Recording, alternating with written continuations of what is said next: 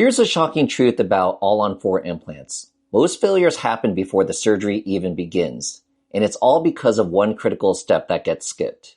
Today, our prosthodontists at North Texas Dental Surgery are revealing why prosthetic-driven treatment planning is the game changer that separates successful all-on-4 cases from costly disasters.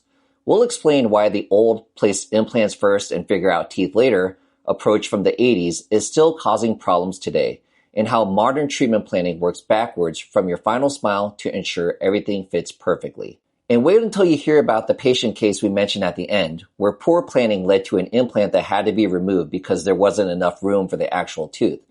This real example will show you exactly what questions to ask your dental team before moving forward. Let's talk specifically about all-on-4. So a lot of our content had been curated towards addressing so many things that can go wrong surgically, from the bone perspective and the soft tissue, the gum perspective, right?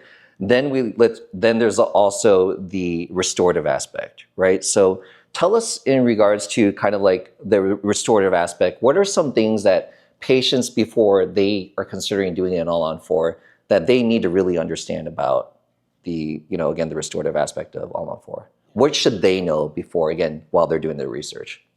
So, back in the 80s, the concept was that you just place the implant and you worry about the restoration later on, right?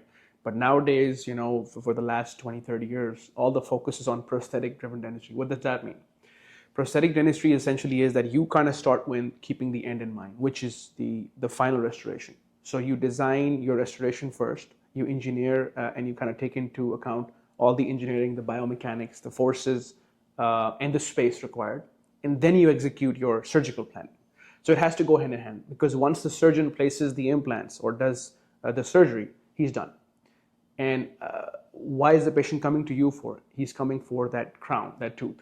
So that function is going to be all related to that first, the planning, the execution. So that execution has to be done starting with the prosthetic workup. Because if there's no workup, you might not have enough space. We saw that patient the other day where the implant was already placed, but when the patient bent down, there was no restorative room. Mm-hmm. So that was a very good example where it wasn't planned well in terms of, that was a simple one tooth problem. Mm-hmm. But essentially we decided to take that implant out, and now the patient doesn't have any room for another implant. Right. But yeah, Dr. Lazaro, what's your opinion on this? The main difference, let's say, what as prosthodontists we do, versus a general dentist. What I'm telling, it's that we have like a vision before the treatment started. Even if it's like crowns, use all-on-4, anything, even a denture, we look at the patient and we know we're trained to see where the teeth should go functionally and aesthetically, and then we look where the patient is, where the patient wants to go, and then we just like connect the dots to connect that path and make the patient get there.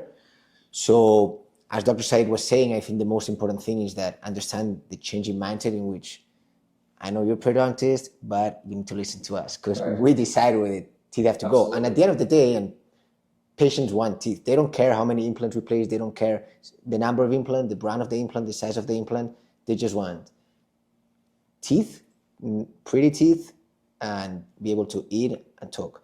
So that's where we start from, and then we decide where the implants go. And that's where I think, why I think that all surgeons or periodontists should work together with prosthodontists to get there. Right. Nice. It's a good point that you brought up. Going back to the same analogy we were talking about earlier, that when you construct a house, when you get a housemate, right, you just don't go make the foundation and then decide what you put on top of it. You first get the architect involved. You get where's the pillars going to be, where's the rooms going to be. So you design everything, and you already tested everything out. So you kind of have an idea that this is even plausible in terms of engineering, right? So you make sure everything can be engineered, everything has enough room that it needs to be, everything is going to have enough strength it needs to have. And then you start the foundation work. So that foundation work in dentistry is the surgeons. The surgeons lay the foundation, and then we start. So it starts with the prosthetic plan, and then the surgeons take over and kind of get the ball rolling.